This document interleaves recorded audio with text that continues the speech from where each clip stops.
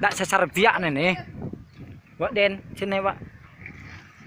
cánh là rất cánh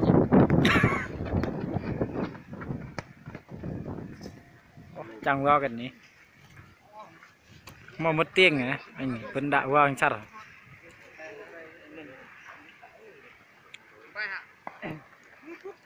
ô âm cho là coi dễ âm đen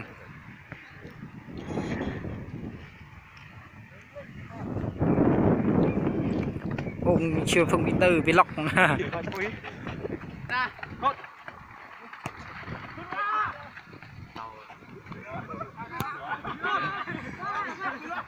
vậy quay lần cuối ngang 4 tháng 4 đã lần cuối đến ngang 4 tới ngày 15 nghỉ bóng đá hoặc ngày 16 tháng 4 đã lại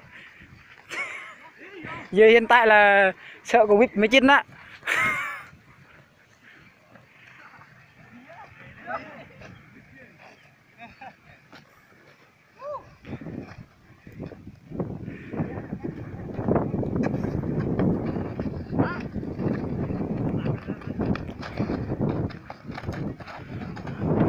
Áo đo này chỗ chính là chỗ con Phương vừa mới ra đã hoành vào lại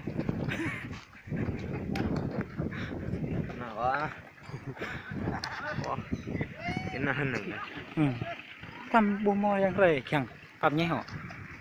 giờ ta lại cuối cùng ta bài bài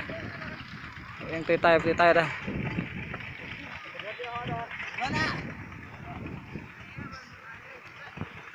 trực lăn cái tầng yang cái prete với nên buồn quá như vậy. Nghỉ